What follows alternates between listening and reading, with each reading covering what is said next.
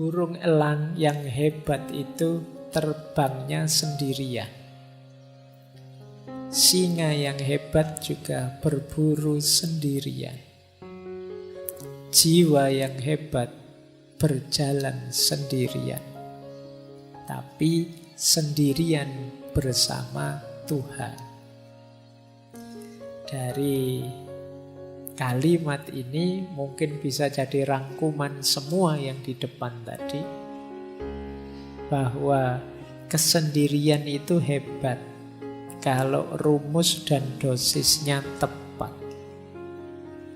Tapi kalau rumus dan dosisnya meleset, dia akan membuahkan kesepian, dia akan membuahkan tekanan, stres yang merusak hidup kita. Maka pinter-pinterlah kita mencari formula yang tepat untuk meletakkan kapan aku harus sendiri, kapan aku harus berbaur. Yang pertama, ada banyak norma moral maupun norma agama yang mengarahkan kita untuk sendiri dan menganggap kesendirian itu adalah keutamaan. Nanti yang agama saya bicarakan di belakang. Saya ambil contoh misalnya Mahatma Gandhi. Orang itu bisa membuktikan dirinya khususnya dalam kesendirian. Kata Gandhi, adalah mudah untuk tegak dalam kerumunan, namun memerlukan keberanian untuk tegak sendirian. Orang itu kalau temannya banyak, terus petentang-petenteng, itu gampang, koncone oke. Ya kalau sendirian, baru dia disebut pemberani. Ayo kamu sendirian petentang-petenteng kalau berani misalnya. Itu sederhananya begitu maunya Gandhi.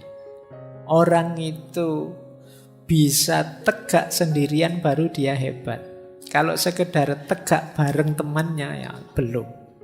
Kalau pas nongkrong bareng temannya banyak, terus ada yang lewat sweet-sweet berani. Tapi ketemu satu-satu gitu biasanya kamu grogi. Jadi orang itu terbukti kehebatannya ketika dia sendirian. Kalau kamu bareng orang banyak, lewat kuburan, santai saja. Mungkin kamu sampai, ayo kalau ada hantu keluarlah ngono. Tapi begitu sendirian, wah, ono angin sidik, wah, melayu mesti banter. Terbukti keberanianmu saat sendirian. Kebaikan juga begitu. Kalau kamu sendirian masih juga baik, berarti kamu memang orang baik. Tapi kalau kamu baiknya hanya pas ada orang banyak, ya kamu sebenarnya hanya pencitraan. Jadi mudah untuk mengklaim bahwa kamu hebat ketika dalam kerumunan. Untuk membuktikan kamu hebat beneran ya saat sendirian. Jadi ini salah satu quotes untuk menegaskan betapa sendirian itu sebenarnya bermakna pembuktian. Kamu hebat beneran apa enggak? Kamu jago beneran apa enggak? Makanya kata Lao Tse, orang biasa itu membenci kesendirian. Namun seorang master, dia bisa memanfaatkan kesendirian, dia memeluk kesendirian sambil menyadari bahwa dia adalah satu dengan seluruh semesta. Jadi kesendirian bermakna pembuktian diri. Saatnya kalian tampil, ya sendiri. Kalau saatnya kalian tampil kok banyak orang, kamu tidak akan terlihat. Eksis itu dirimu sendiri. Semakin banyak orang yang menopangmu, ya kamu dianggap belum terlalu eksis. Untuk menegaskan bahwa kamu eksis, ya ketika kamu sendiri pun ternyata bisa tegak. Jadi jalan keutamaan lewat aspek sendirian ini membuktikan bahwa kita ini memang benar-benar mampu, benar-benar bisa. Jadi secara positif kesendirian bisa bermakna pembuktian. Lanjut. Secara positif juga kesendirian bisa bermakna kebebasan.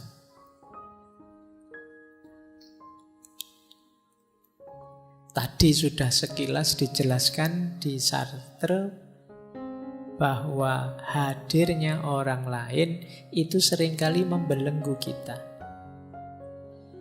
Di sini ditambahi oleh Arthur Schopenhauer yang sering kita kutip, filosof eksistensialis. Kata Arthur, seseorang bisa menjadi dirinya sendiri hanya selama dia sendirian.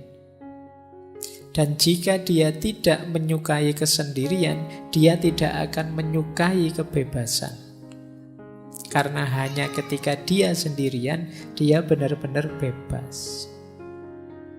Ini bebas ini maknanya dua. Bebas dalam arti kita bisa melakukan apapun tanpa terhalangi, atau bebas dalam arti kita bisa melakukan apapun tanpa bantuan orang lain.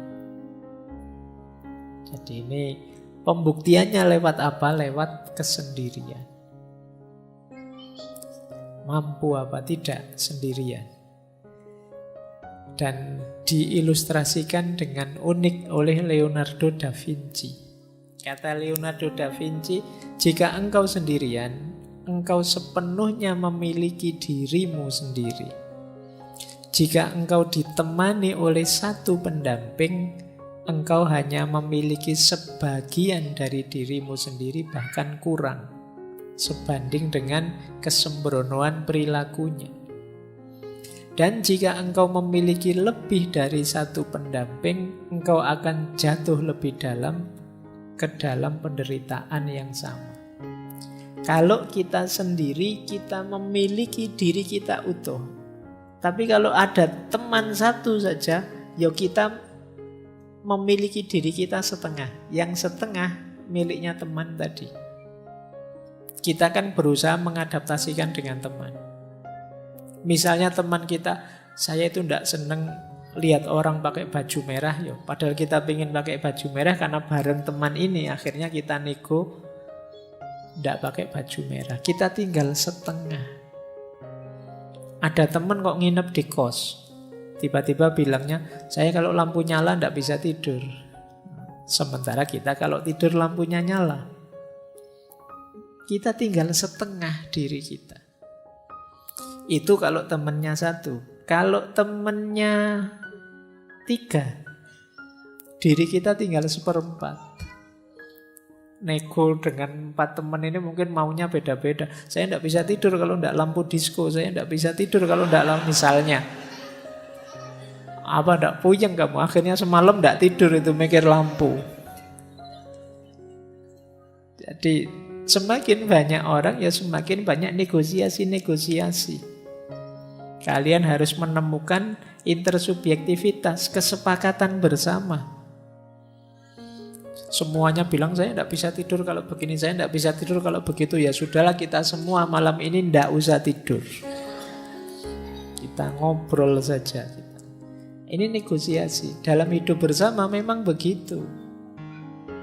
Makanya semakin kita sendirian, semakin kita bebas.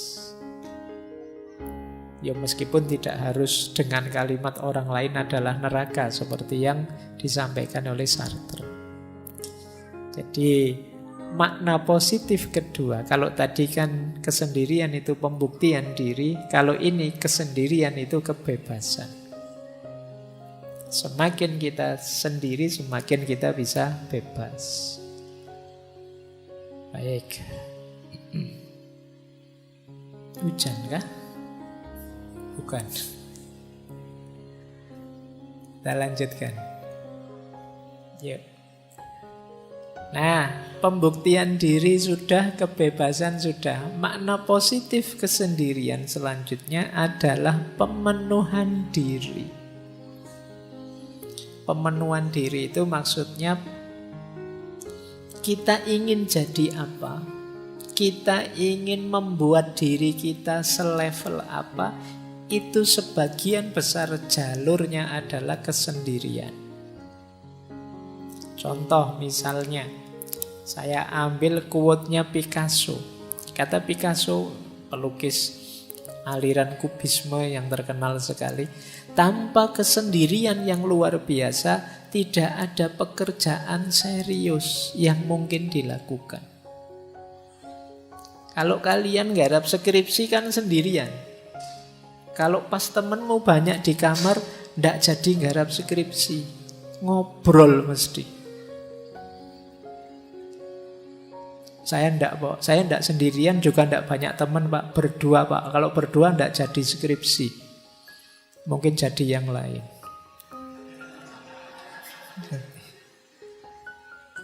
Jadi kalau ingin berkarya, kata Picasso, yang luar biasa, bukan karya yang sekedar ada, kita perlu kesendirian.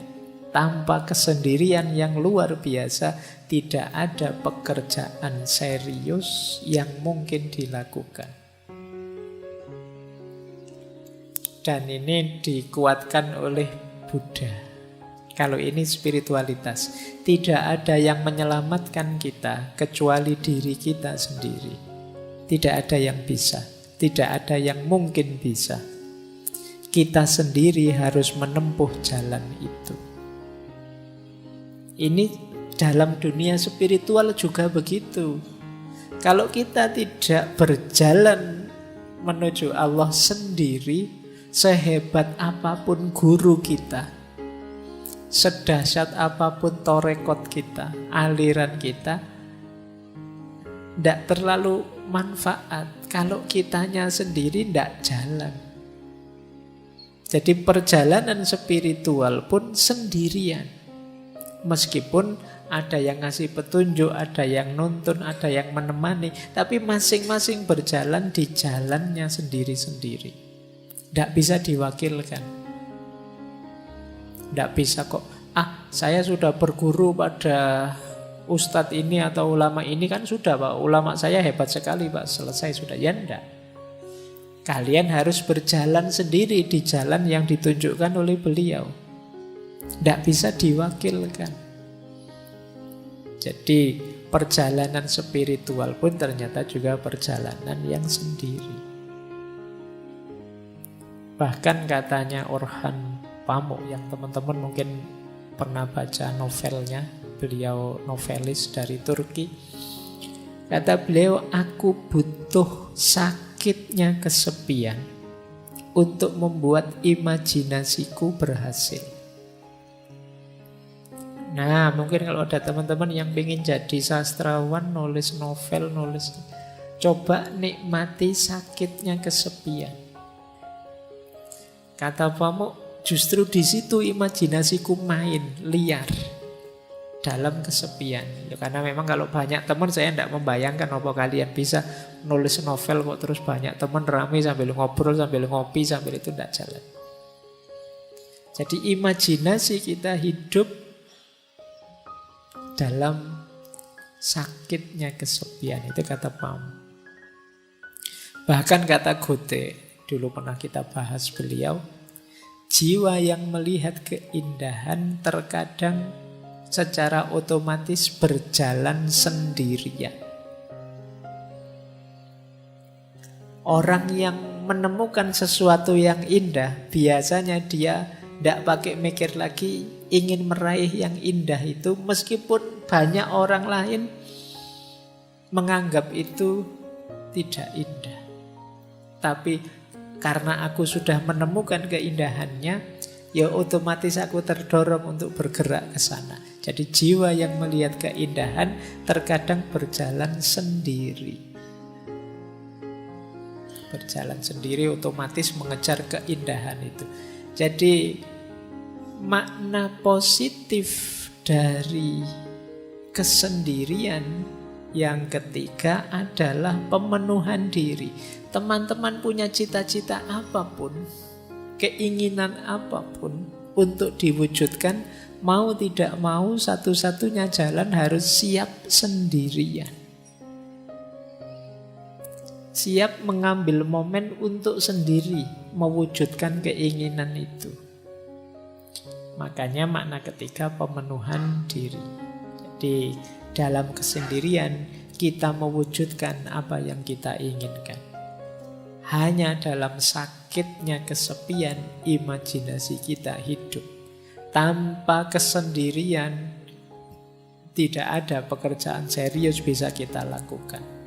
Tanpa berjalan sendiri, sehebat apapun konsep, sehebat apapun teori, tidak akan ada gunanya. Jadi disinilah pentingnya kita sendiri. Para ulama zaman dulu itu bahkan banyak yang sampai akhir hayatnya tidak menikah. Meskipun jangan dipakai alasan teman-teman. Kalau beliau-beliau itu karena ilmu, saking cintanya sama ilmu, ingin meraih banyak hal di dunia ilmu dan menempuh jalan sendirian. Kalau teman-teman mungkin beda ceritanya. Tapi ini beberapa ulama begitu. Mereka memenuhi keinginannya dengan suluknya sendirian. Mengambil jalan kesendirian. Nah, oke, babak kedua selesai. Sekarang babak ketiga. Yang kedua tadi nilai-nilai positif dari kesendirian. Sekarang from solitude to spiritual awareness. Dari kesendirian yang positif tadi, sekarang kita bawa naik menuju Tuhan. Menuju kesadaran spiritual. Sejauh mana kesendirian kita bermakna spiritual. Nanti kita akhiri dengan beberapa wawasan dari Imam Ghazali. Saya ambil misalnya dari Thomas Merton. Kata Merton, orang yang takut sendirian pasti akan kesepian. Tidak peduli berapa banyak orang di sekelilingnya. Namun orang yang belajar dalam kesendiriannya, berdamai dengan kesepiannya, dan lebih memilih kenyataan daripada ilusi persahabatan, akan menyadari kehadiran Tuhan yang tak terlihat. Jadi kalimat dari Merton ini bisa kita urai satu-satu. Yang pertama, orang yang takut sendirian pasti akan kesepian. Tidak peduli berapapun banyaknya orang di sekelilingnya. Tadi kan ada orang yang memang senang sendirian, ada yang tidak suka sendirian. Tentu saja yang tidak suka sendirian ketika mengalami sendirian dia akan merasa kesepian. Kuncinya bukan pada banyak temannya atau sedikit temannya. Pemaknaan dia terhadap sendirian itu. Jadi kalau dia memaknai kesendirian itu sebagai sesuatu yang negatif dan menakutkan, ya begitu sendiri dia akan merasa kesepian. Nah, biar tidak begitu bagaimana? Dilanjutkan yang kedua. Mari belajar dalam kesendirian, berdamai dalam kesepian. Belajar sendirian, berdamai dalam kesepian. Berdamai dalam kesepian berarti kita bisa menerima. Tidak apa-apa ya Allah, saya sendirian asal Engkau ridho. Itu bisa menerima. Tidak apa-apa, saya jomblo kalau ini memang keinginanmu ya Allah. Nah, jadi ini berdamai dengan kesepian, dengan kesendiriannya. dan lebih memilih kenyataan daripada ilusi persahabatan. Kenapa persahabatan di sini disebut ilusi? Ini seperti yang disampaikan di awal tadi, tidak mungkin ada persahabatan yang sama sekali tidak mengandung perpisahan, tidak mengandung kesendirian. Perpisahan itu kan kesendirian. Maka antara yang ilusi dan yang hakiki, pilihlah yang hakiki. Tadi ternyata yang hakiki ya kesendirian. Kalau mentalku sudah mental yang siap sendiri, meskipun ditinggalkan oleh sahabat, ya aku kuat. Meskipun temanku pergi semua, ya aku sanggup. Dan ini yang terakhir, pada akhirnya orang yang siap menghadapi kesendiriannya, justru dia akan menemukan kesadaran diri yang paling dalam, yaitu Tuhan. Dalam kesepianmu yang paling puncak, kalian justru akan menyadari hadirnya Tuhan. Inilah from solitude to spiritual awareness. Dari kesendirian menuju kesadaran spiritual. Itulah mengapa dulu Rasulullah itu setiap momen tertentu yang masyhur kan saat bulan Ramadan, beliau menyendiri. Istilahnya bertahanus, kalau bahasa sufinya kholwat uzlah, ke Gua Hira. Jadi kesendirian ini tujuannya apa? Yuk, dalam rangka menyadari hadirnya Tuhan. Jadi tadi ada sisi negatifnya kesendirian, namanya kesepian. Tapi juga ada sisi positifnya. Dan sekarang sisi yang positif itu kita bawa berjalan ke ranah spiritual. Kita lanjutkan, belajar lagi.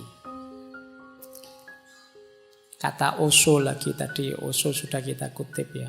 Perjalanan ke dalam diri adalah perjalanan menuju kesendirian yang absolut.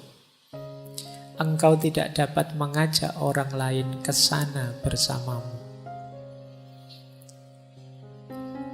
Ini sama dengan Hermann Hesse yang menulis novel tentang Buddha. Kita harus menjadi sendiri, sangat sendiri. Lalu kita menarik diri ke dalam diri yang terdalam. Mungkin rasanya sangat sepi. Ini memang jalan penderitaan yang pahit. Tetapi kemudian kesendirian kita akan teratasi. Kita tidak lagi merasa kesepian. Karena kita menemukan bahwa dalam diri kita yang terdalam ada jiwa, yaitu yang ilahiyah yang tak terpisahkan. Lalu kita menemukan diri kita berada di tengah-tengah dunia, namun tidak terganggu oleh keserbaragamannya. Karena jiwa kita yang paling dalam itu membuat kita tahu bahwa diri kita adalah menjadi satu dengan semua makhluk. Jadi kesadaran spiritual itu nanti bertahap. Yang pertama, kesadaran bahwa hakikatnya kita sendiri. Karena hakikatnya kita sendiri, terus kita masuk ke dalam diri. Saat kita masuk ke dalam diri, di situ kita ketemu inti diri kita yang sifatnya ilahiyah, yang disebut ruh. Kesadaran ruhaniyah ini, kalau memang sudah kita pahami, pada akhirnya kita akan kembali lagi ke dunia, tapi sudah tidak tergoda lagi. Dengan kesadaran bahwa semua makhluk hakikatnya satu, yaitu ciptaannya Allah, citranya Allah, citranya Tuhan. Inilah from solitude to spiritual awareness. Jadi diawali dari sendiri, sendiri yang tidak kesepian, dilanjutkan dengan perjalanan ke dalam diri, dipuncai dengan kesadaran ilahiyah, diterapkan dalam hidup sehari-hari, yang tidak merasa ada bedanya semua makhluk dan tidak tergoda oleh warna-warni duniawi. Inilah from solitude to spiritual awareness.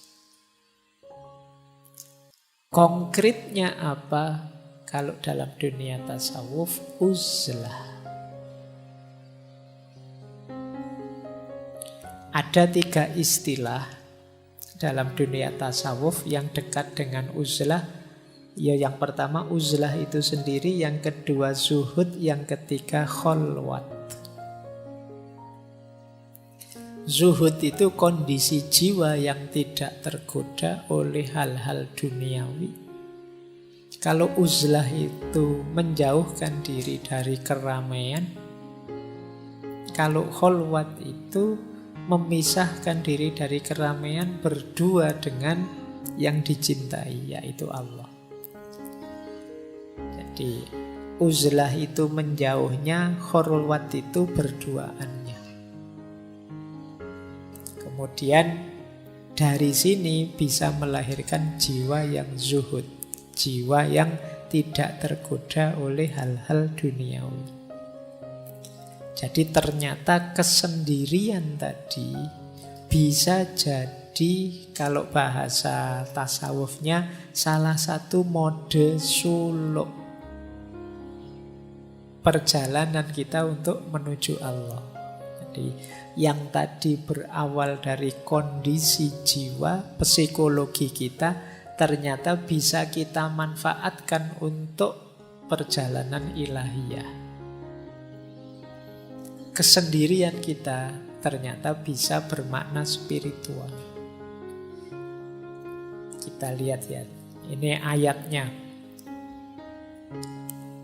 Jadi mana sih ayat yang menyarankan kita memperhatikan diri kita sendiri, jangan terlalu sibuk dengan orang lain? Ada di surat Al-Maidah ayat 105. Wahai orang-orang yang beriman, ya ayyuhalladzina amanu alaikum anfusakum. Alaikum anfusakum itu ya atas diri kalian, jiwa-jiwa kalian diri. Maksudnya apa? Perhatikanlah diri kalian sendiri. La yadurrukum man dhalla idza tadaitum. Tidak mungkin bisa membahayakanmu, mencelakakanmu orang-orang yang sesat kalau kalian sudah mendapat petunjuk. Berarti apa? Tadi jiwa kita ini ayo kita bawa untuk memperoleh hidayah, memperoleh petunjuknya Tuhan. Kalau sudah sampai level itu, tidak akan yang ada yang bisa menggoda kita, membahayakan kita. Jangan lupa, ilallahi marji'ukum jami'an. Kepada Allah lah kalian semua akan kembali. Fayunabbi'ukum bima kuntum ta'malun. Yang saat kembali nanti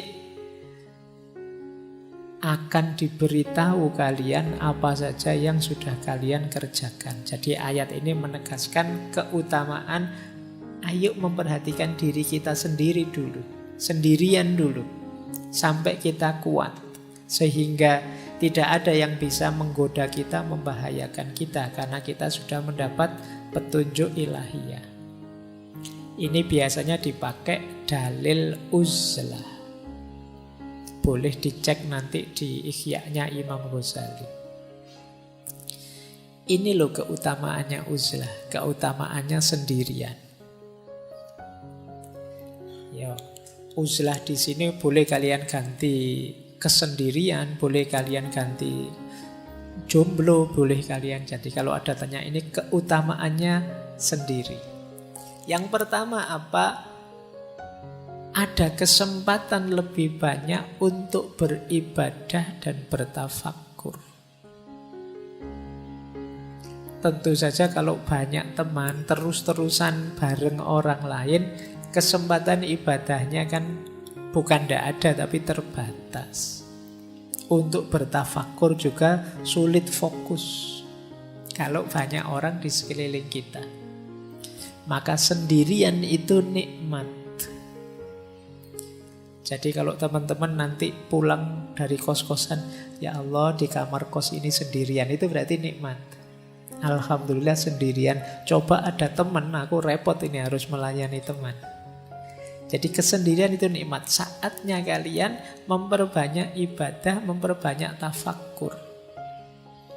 Ini kesempatan tidak datang berulang-ulang. Mungkin besok sudah ada teman. Yang kedua, mari kita syukuri kesendirian itu, karena itu berarti kita lepas dari dosa yang berhubungan dengan kemasyarakatan. Ghibah misalnya, gosip.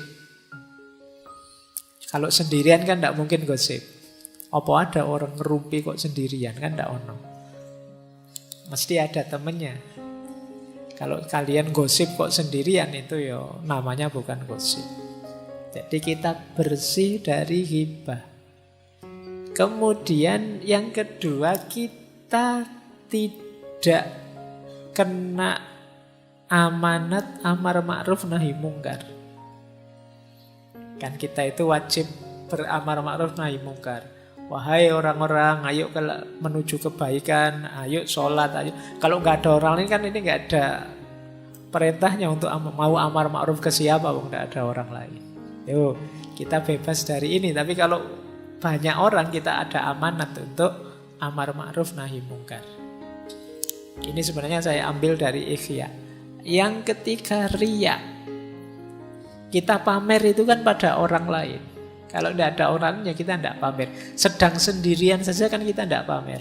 Kalau mau keluar ketemu orang kan kita pamer, kita dandan lah, kita apalah. Tapi kalau pas sendirian kan tidak. Terus yang keempat, kita terlindungi dari perilaku-perilaku buruk. Mengumpat, memfitnah, mencela. Tidak ada orang lain. Loh, paling tidak kan kita selamat dari 4 ini. Jadi teman-teman jangan mengeluh, jangan protes, jangan sedih kalau oleh Allah ditakdir jomblo abadi lama sekali. Kok tidak ada teman, ya Allah, tidak apa-apa.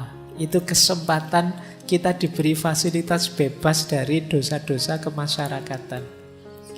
Jadi alhamdulillah, itu kan gitu.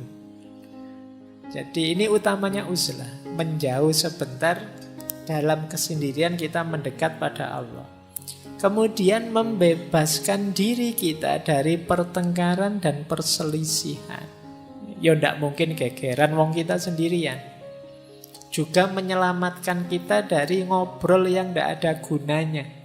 Basa-basi yang sia-sia, menghabiskan waktu saja.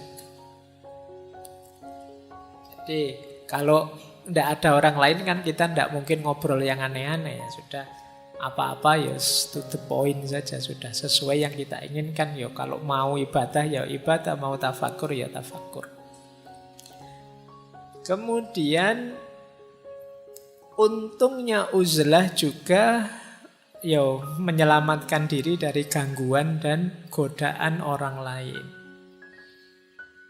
Sekitar kita ini kan banyak sekali godaan demi godaan. Kalau kita pas sendirian paling tidak selamat lah. Tidak ada godaan. Kalau pas bareng-bareng gini kan godaannya banyak. Kalian misalnya ngelirik, wah HP-nya baru, HP-ku kalah, ini sembunyiin aja.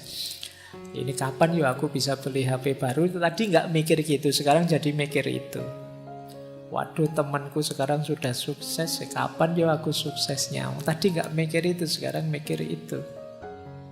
Wah, temanku pasangannya kok cakep, aku kapan ya dapet?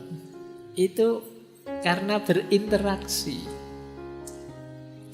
Jadi ada untungnya ternyata kita uzlah, menjauh. Kemudian yang kelima, putusnya harapan orang banyak atas kita dan harapan kita atas orang banyak. karena kita agak terpisah dari mereka, ya orang banyak tidak lagi berharap pada kita. Kita juga tidak berharap pada mereka. Bukan berarti jelek berharap pada orang lain atau kita jadi tumpuan harapan orang lain. Tapi kadang-kadang kalau lupa batas seperti yang saya jelaskan di depan tadi, ini bisa jadi sumber kesedihan, sumber stres. Orang lain berharap kita itu ya wong mahasiswa, mbok yo hidup yang tertib, kalau adzan ya ke masjid. Kalau itu kan mungkin orang lain berharap itu dan kita tertekan dengan itu. Kita juga berharap masyarakat itu mbok ya begini begitu. Tapi begitu kita uzlah, harapan-harapan yang macam-macam tadi sudah tidak ada. Wong kita tidak lagi berinteraksi dengan mereka. Jangan lupa uzlah ini bukan berarti untuk selamanya kita berpisah dengan masyarakat. Uzlah ini lebih pada melatih jiwa kita, melatih diri kita agar tidak mudah tergoda, agar kuat. Pada saatnya mungkin kembali ke tengah masyarakat kita sudah kuat. Jadi uzlah ini ada yang pakai istilah bagian dari riyadoh, latihan, melatih jiwa. Ketika kita uzlah, kita tidak banyak berharap pada masyarakat, kita lebih bersandar pada Allah. Ya nanti setelah kembali ke masyarakat kita juga begitu. Ketika kita uzlah, kita bisa fokus memperbanyak ibadah dan tafakur, tidak tergoda oleh kesibukan di sekeliling. Ya nanti saat kembali juga masih begitu. Itu gunanya uzlah. Jadi riyadoh, latihan, melatih jiwa kita. Kemudian kalau itu orangnya bodoh, tidak pinter kayak kita semua ini, uzlah itu menyelamatkan orang lain selamat dari kebodohan kita. Dan kita juga selamat dari bodohnya orang lain. Nah, jadi ini keutamaan-keutamaannya uzlah, hidup sendirian. Ini bisa kalian cari keutamaan-keutamaan ini dalam Ihya Ulumuddinnya Imam Ghazali. Saya banyak ambil dari sana. Meskipun nanti di situ ada banyak uraian kapan kita harusnya uzlah, kapan kita membaur di tengah masyarakat.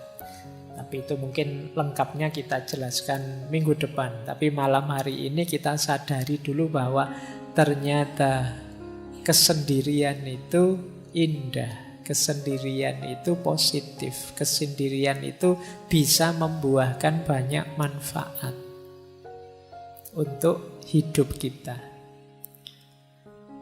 Nah, ini menarik. Saya tadi buka Ihya, tadi ketemu hadis yang mengindikasikan Rasulullah menyuruh kita uzlah kalau situasinya seperti ini. Saya bacakan ya. Rasulullah Shallallahu Alaihi Wasallam bersabda, ini hadis dalam Ihya. Apabila engkau menyaksikan manusia mengingkari janji dan amanah yang dipercayakan kepada mereka, dan apabila kemudian mereka menjadi begini itu Rasulullah memasukkan jari satu ke jari yang lain. Maksudnya apa? Konflik terus, gegeran terus. Mereka sibuk dengan pertengkaran dan perselisihan. Kemudian seorang sahabat bertanya, lalu apa yang harus kami lakukan ya Rasulullah? Beliau menjawab, tetaplah kalian berada di rumah kalian, jaga lidahmu baik-baik, dan ambil apa yang kalian ketahui, dan tinggalkan apa yang tidak kalian ketahui. Karena itu tetap sibuklah dengan urusan kalian sendiri, dan tinggalkan urusan orang banyak. Hadis ini menarik ya. Jadi kalau situasinya orang yang diberi amanah kok terus banyak yang khianat, Kemudian masyarakat secara umum sukanya konflik, wae gegeran aja. Saatnya kita nyari selamat untuk diri kita sendiri. Ambil jarak, uzlahlah. Jadi ini hadis ini nuntun kita untuk tidak tenggelam dalam situasi masyarakat ketika situasi masyarakat itu menurut kita negatif. Menarik diri. Karena kita mesti, kalau kita terjun ke sana, kita pasti terpengaruh. Ini yang disebut uzlah. Ya silahkan teman-teman membaca situasi. Mungkin di masa yang akan datang ketemu situasi seperti ini, ya selamatkan diri kita sendiri lebih dulu. Dengan cara ini tadi, uzlah. Bahkan ada beberapa asar yang saya ambil juga karena menarik kalimatnya. Kesendirian lebih baik daripada sahabat yang buruk perilakunya. Kok punya sahabat kok buruk, mending sendiri saja. Atau qaulnya Ibnu Somad. Ibnu Somad punya kalimat menarik. Manusia itu seperti obat yang dengannya mereka menyembuhkan penyakit. Namun manusia masa kini telah berubah menjadi penyakit yang tidak lagi ada penawarnya. Karena itu larilah dari manusia banyak sebagaimana kalian lari dari singa. Ini juga anjuran untuk uzlah. Ya memang kita memerlukan orang lain. Manusia itu seperti obat bagi kekurangan kita. Tapi hari ini banyak manusia yang bukan obat, tapi penyakit itu sendiri. Orang baik-baik ketika berinteraksi dengan orang lain jadi ketularan jahat. Nah, kalau situasinya seperti ini ya jauhi saja mereka. Uzlahlah, menjauhlah. Rasulullah itu ketika sadar kondisi masyarakatnya yang jahiliyah, yang kacau, yang lupa pada Tuhan dan lain sebagainya, ya beliau uzlah. Merenungi kondisi masyarakatnya. Jadi ini tuntunan-tuntunan untuk kita beruzlah menjauh dari keramaian ketika situasinya memungkinkan. Jadi dari sini kelihatan ternyata ya menyendiri, menciptakan kesendirian untuk hidup kita itu kalau momennya tepat justru itu adalah sesuatu yang dianjurkan. Mulia dan utama. Makanya sejak awal tadi saya bilang cari situasi yang pas ya. Cari kondisi yang pas. Baik, terakhir. Ini satu kalimat menarik. Mungkin teman-teman pernah dengar kalimat eagle flies alone. Great eagles fly alone. Great lion hunt alone. Great souls walk alone. Alone with God. Burung elang yang hebat itu terbangnya sendirian. Singa yang hebat juga berburu sendirian. Jiwa yang hebat berjalan sendirian. Tapi sendirian bersama Tuhan. Dari kalimat ini mungkin bisa jadi rangkuman semua yang di depan tadi. Bahwa kesendirian itu hebat kalau rumus dan dosisnya tepat. Tapi kalau rumus dan dosisnya meleset, dia akan membuahkan kesepian, dia akan membuahkan tekanan, stres yang merusak hidup kita. Maka pinter-pinterlah kita mencari formula yang tepat untuk meletakkan kapan aku harus sendiri, kapan aku harus berbaur. Oke, saya kira itu untuk malam hari ini ya. Ini untuk pemanasan saja. Semoga teman-teman mulai hidup lagi semangatnya untuk belajar. Meskipun malam hari ini belajarnya sederhana, kita belajar bagaimana menyikapi rasa sendiri dalam hidup. Dari saya sekian untuk malam hari ini. Insya Allah diskusi malam hari ini kita lanjutkan, kita lengkapi minggu depan tentang kebersamaan. Saya akhiri sekian. Wallahul muwaffiq, wallahu a'lamu bissawab. Wassalamualaikum warahmatullahi wabarakatuh.